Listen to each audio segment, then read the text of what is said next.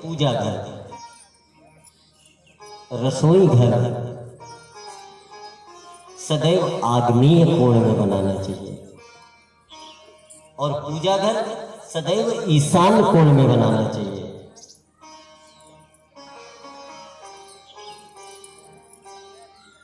बंधुओं, कभी भी पूजा का मंदिर सीढ़ियों के नीचे मत बनाओ, नहीं तो घर में क्लेश होता रहेगा। और मैं तो आपसे बस केवल एक निवेदन करूं कि आपके गृहस्थ में कोई देवता हो या ना हो, लेकिन गृहस्थी के तो केवल एक देवता है, और वो दो देवता कौन है? लड्डू गोपाल। देखो हमारे यहाँ भागवत जी के देखो कितने लड्डू गोपाल, बहुत अच्छा लगता है? कहीं कहीं पर तो लड्डू गोपाल मिलते ही नहीं है। तो भैया गृहस्थी के देवता कौन है? लड्डू गोपाल। मैं तो निवेदन करूंगा कि हर गृहस्थी के घर में एक लड्डू गोपाल जरूर होना चाहिए। अच्छा, लड्डू गोपाल ही एक ऐसे देवता है कि आप चाहे जो संबंध स्थापित कर लो, आप चाहे लड्डू गोपाल को अपना मित्र बना लो, चाहे तो आप लड्डू गोपाल को अपना पुत्र बना लो, चाहो तो आप अपने लड्डू गोपाल को अपना इष्ट बना लो, चाहो तो लड्डू गोपाल को अपना दास बना लो, दास भी बना सकते हो। लड्डू गोपाल से आप कोई भी संबंध स्थापित करो। हमने देखा है, आप कभी वृंदावन जाओ तो वृंदावन में माताओं को देखा है, वो जहां जाएंगी वहां लड्डू गोपाल को लेकर के जाएंगी। वो क्या है? वो उनका वात्सल्य भाव है, वात्सल्य भाव। या आप लड्डू गोपाल से श्रृंगार भाव का दर्शन कर सकते हो। ऐसे कई बहनों को मैं जानता हूं कि जिन्होंने लड्डू गोपाल के साथ ही विवाह कर लिया, अपना पति मान लिया। जैसे मीरा को देखो, मेरो तो गिरधर गोपाल दूसरों को। मीरा का जब ब्याह होकर के गया तब मीरा के पति पहुंचे तो मीरा ने कहा, अरे मेरा ब्याह तो बहुत पहले हो गया था। तो मीरा के पति थोड़ा बड़ी बड़ी आंखें करके देखे मीरा की ओर, पागल दोबारा ब्याह किया? बोले हाँ। बोले कहाँ है तेरा पहला वाला पति? बोले वो कमरे के अंदर है। अब तो मीरा का पति आवेश में आया और सोचा अब तो इसके पति को मार डालूंगा। और जब मीरा अंदर गई, खोला दरवाजा, बोले ये बैठे हैं मेरे पति, मेरे तो आधार सीताराम के चरणार। ये है मेरो तो गिरधर गोपाल दूसरों न कोई। बंधु, एक निवेदन करूंगा, जो शुद्धि श्रोता हैं केवल उनसे बात करूंगा। मीरा कहती है मेरो तो गिरधर गोपाल दूसरों न कोई, और एक तरफ मीरा कहती है पायो जी मैंने राम रतन धन पायो।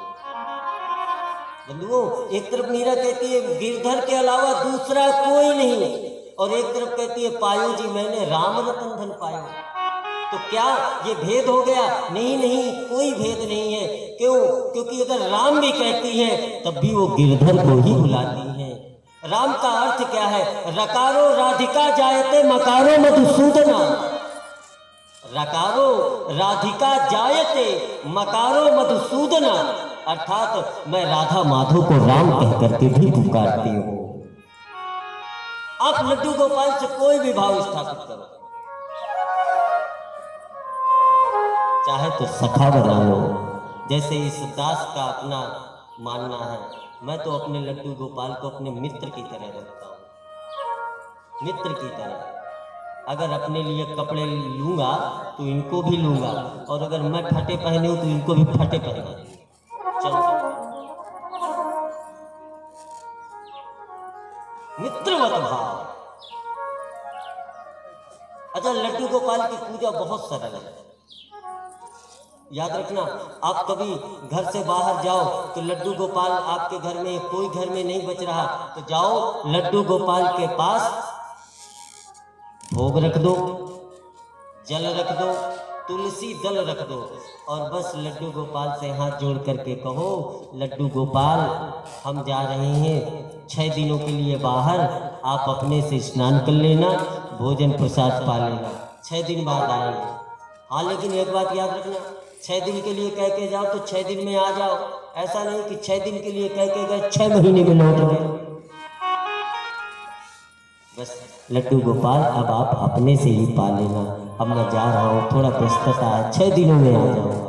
तो बंधुओं, लड्डू गोपाल अपने से स्नान करेंगे, अपने से भोजन प्रसाद पा लेंगे। इसलिए गृहस्थी के देवता कौन? लड्डू गोपाल हैं। तभी तो हमारे संत गाते हैं, हो छोड़ना जगह पड़े तुझे हर हाल में,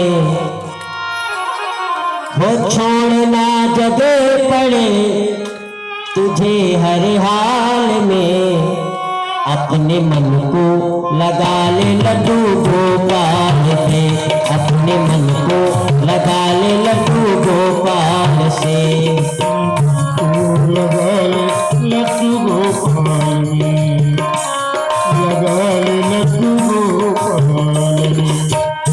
छोड़ना जग पड़े तुझे हर हाल में, छोड़ना जग पड़े तुझे हर हाल में, छोड़ना जग पड़े तुझे हर हाल में, छोड़ना जग पड़े तुझे हर हाल में, अपने मन को लगा ले लड्डू गोपाल से, अपने मन को लगा ले लड्डू गोपाल में।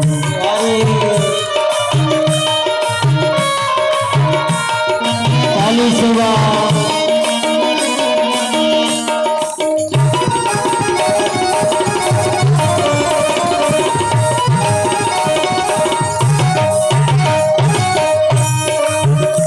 लड्डू गोपाल से, लड्डू गोपाल से, लड्डू गोपाल से, लड्डू गोपाल से, लड्डू गोपाल से, लड्डू गोपाल से, लड्डू गोपाल से, लड्डू गोपाल से, लड्डू गोपाल से, लड्डू गोपाल से, लड्डू गोपाल से, लड्डू गोपाल से, अपने मन को लगा ले लड्डू गोपाल से, अपने मन को लगा ले लड्डू गोपाल से।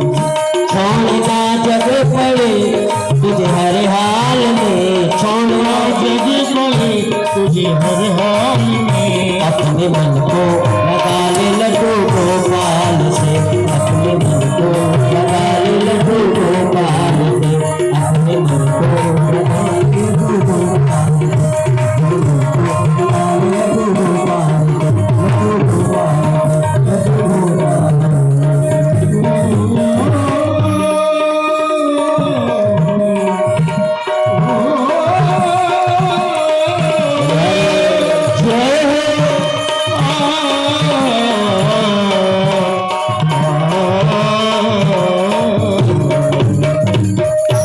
बोलिए लड्डू गोपाल भगवान की जय।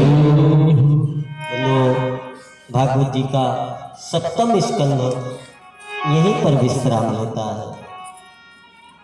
8वें स्कंद में एक हाथी और एक ग्राह की कथा आती है। बंधुओं, हाथी एक दिन अपने परिवार के साथ जंगल में घूमने के लिए निकला। बहुत ध्यान से सुनना। बच्चों को प्यास लगी। बच्चों ने हाथी से कहा, पिताजी हमको प्यास लगी है। हाथी ने कहा, चलो चलते हैं, और एक सरोवर के पास ले गए। पत्नी और बच्चों को सरोवर के किनारे खड़ा कर दिया और स्वयं जल के अंदर प्रविष्ट कर गए।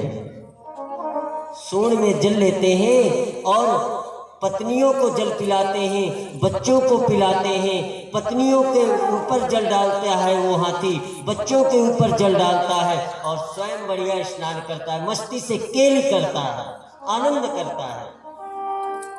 और बंधुओं, उसी समय एक ग्राह आया और हाथी के पैर को पकड़ लिया। हाथी के पैर को पकड़ा तो हाथी ताकत लगाता है जल से बाहर निकलने को।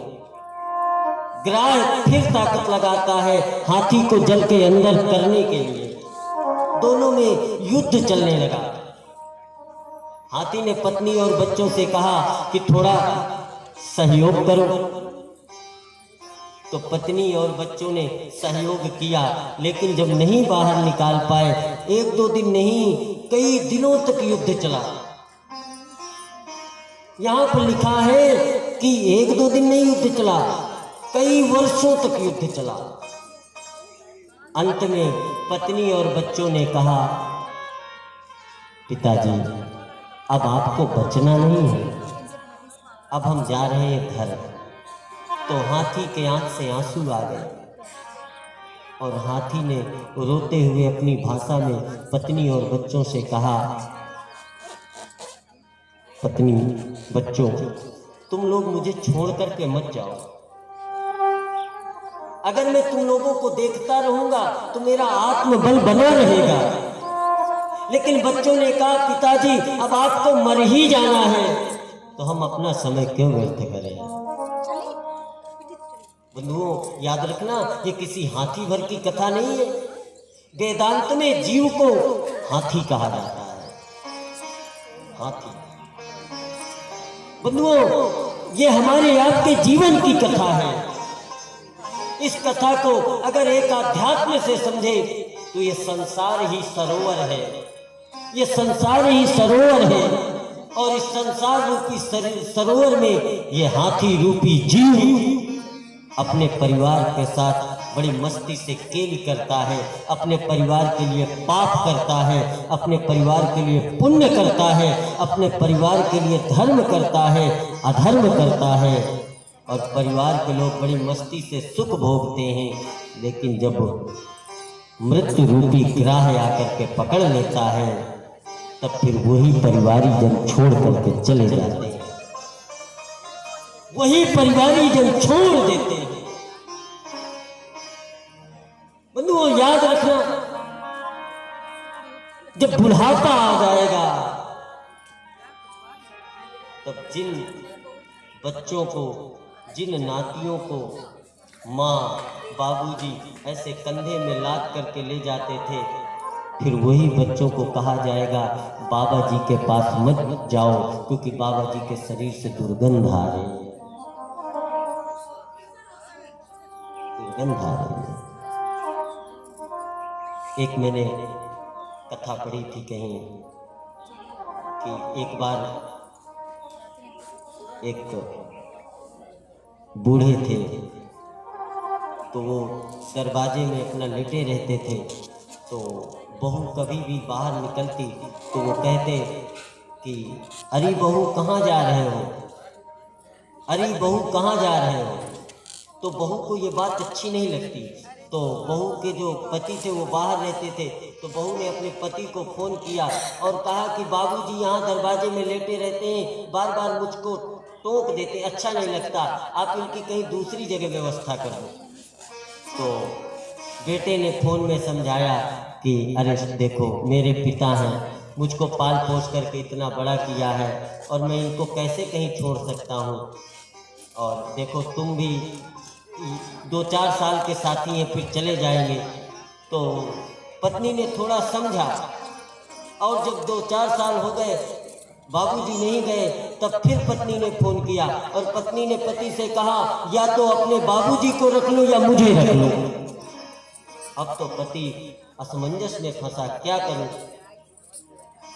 तब वो पति आया और बाबूजी से बोला, बाबूजी आपकी यहाँ पर व्यवस्था नहीं हो पाती, आप कहो तो चलो मैं आपको धर्मशाला में छोड़ आऊं। तब वो बूढ़ा पिता न चाहते हुए भी तैयार हो गया और कहा बेटा ठीक है, अगर तेरी इच्छा है कि धर्मशाला में छोड़ाऊं तो चल मुझे तू धर्मशाला में छोड़ा। और वो जवान बेटा अपने बूढ़े पिता को कंधे पर बैठाला और धर्मशाला में छोड़ने चल पड़ा। रास्ते में गया तो पिता ने कहा बेटा मुझे इस बट वृक्ष के नीचे बैठा दो, मुझे प्यास लगी है। तब बेटे ने अपने पिता को बट वृक्ष के नीचे बैठाला और जल लेने चला गया, और जब जल लेकर के आया तब देखा कि पिता के आंख से आंसू बह रहे थे, पिता रो रहा था। तो बेटे ने कहा, बाबूजी आप रो क्यों रहे हो? तो पिता ने कहा, बेटा मैं रो इसलिए नहीं रहा कि तू मुझे धर्मशाला में छोड़ने जा रहा है। तो फिर आपकी आंख में आंसू क्यों है?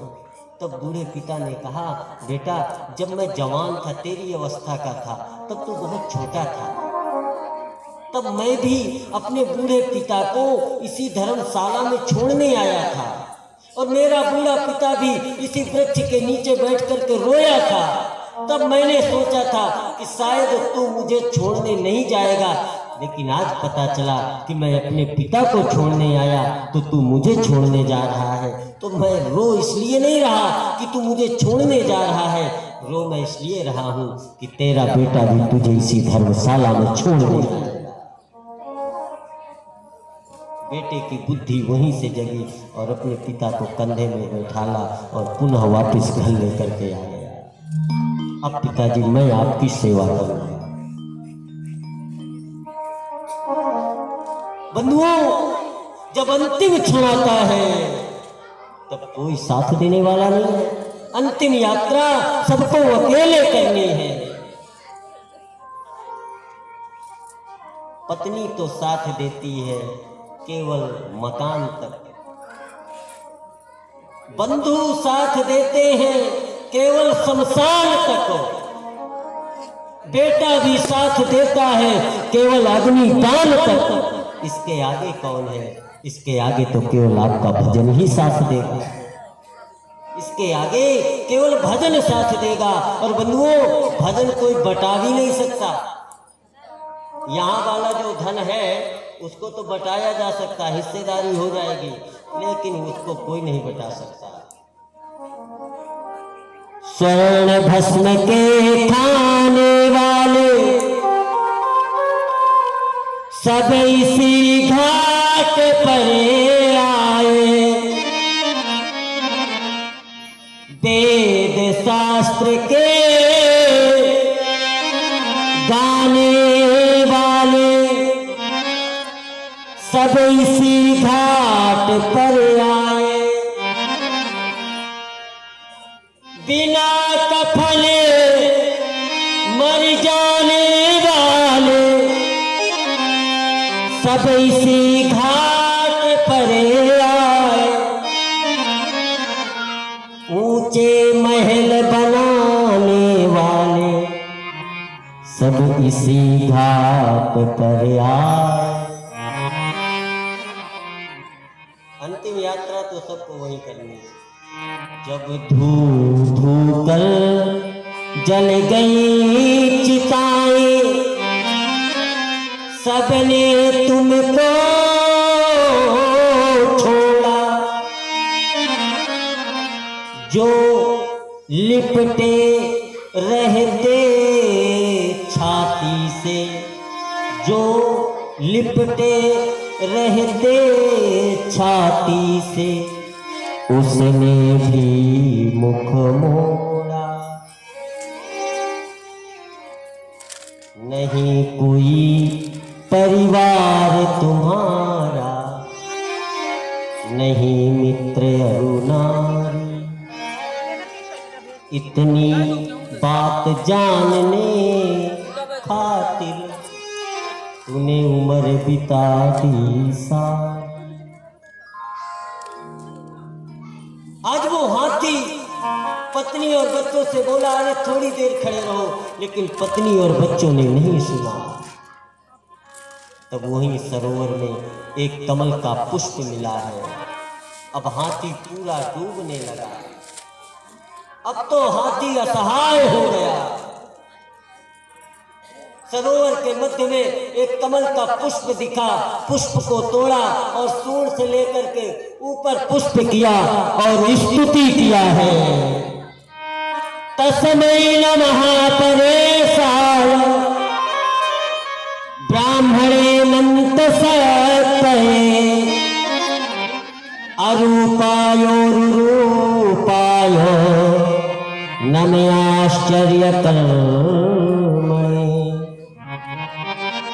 नमयात्मा प्रदीपाय साक्षिणे परमात्मने। नमो गिरां विदुराय मनसश्चेत सामपि। हे प्रभु, मैं आपको जानता नहीं हूँ, बस मैं इतना जानता हूँ कि जिसने मुझे बनाया है मैं उसी गोविंद की स्तुति करता हूँ।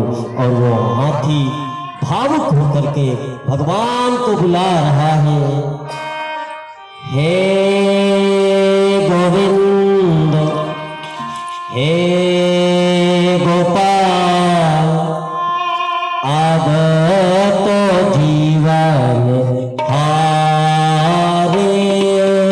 हे गोविंद हे गोपाल अब जीवन हारे। हे गोविंद हे गोपाल अब तो जीवन हारे। हे गोविंद हे गोपाल अब जीवन हारे। मेरे जीवन हेतु सिंधु के किनारे, मेरे जीवन हेतु सिंधु के किनारे, सिंधु बीच बसत ग्राम, सिंधु बीच बसत ग्राम, चरण गही पधारे। हे गोविंद हे गोपाल अब तो जीवन हारे। हे गोपाल हे गोपाल अब जीवन हारे।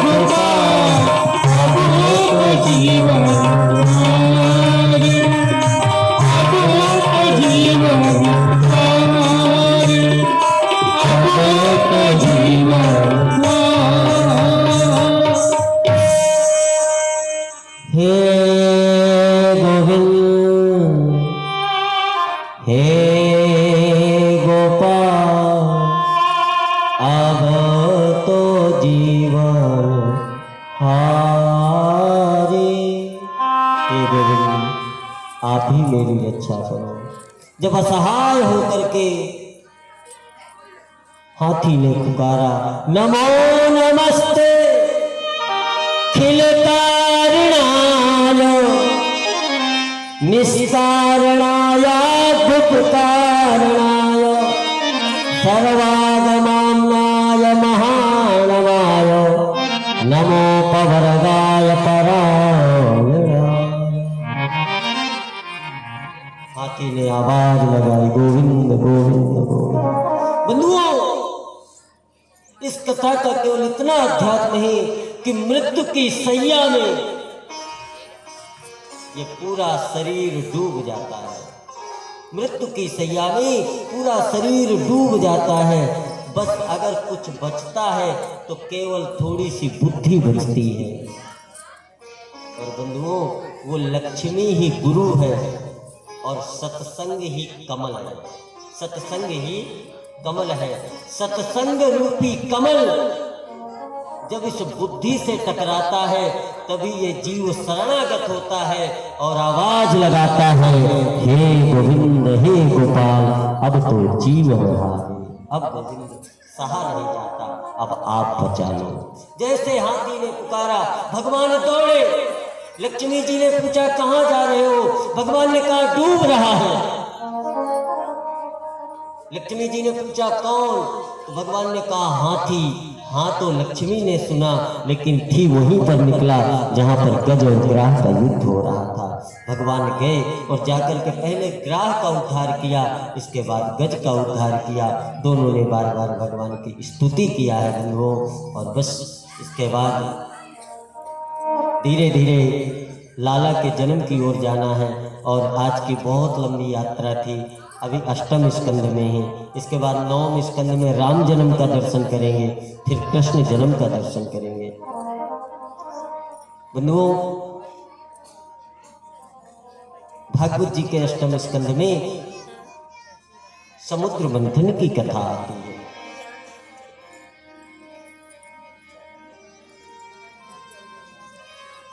एक बार देवताओं का बल कमजोर हो गया, दैत्यों का बल बढ़ गया। तो सारे देवता गए और जाकर के भगवान से स्तुति किया कि प्रभु दैत्य हम पर हावी हो गए हैं, कोई उपाय करिए जिससे हमारी ताकत पुनः आ जाए। तो भगवान ने कहा, इसके लिए एक काम करना पड़ेगा। बोले क्या? बोले समुद्र मंथन। बंधुओं, ये समुद्र मंथन ही विचारों का मंथन है। बोले समुद्र मंथन करना पड़ेगा। बोले कैसे होगा? बोले मंथन अकेले नहीं होगा, इसमें दैत्यों को भी सम्मिलित कर लो। तो देवताओं ने कहा कि दैत्यों को कैसे सम्मिलित कर ले, वही तो हमारे शत्रु हैं।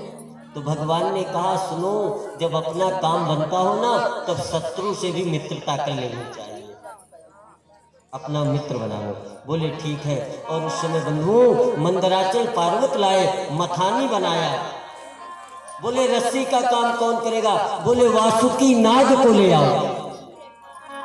और बंधुओं उस समय वासुकी नाग को लाए। वासुकी नाग रस्सी का काम किया। अब भगवान गए और जाकर के वासुकी नाग के मुख की ओर पकड़ लिया। तो दैत्यों ने कहा, नाग्रही मो वयम पुच्छ अहे अंगम अमंगलम।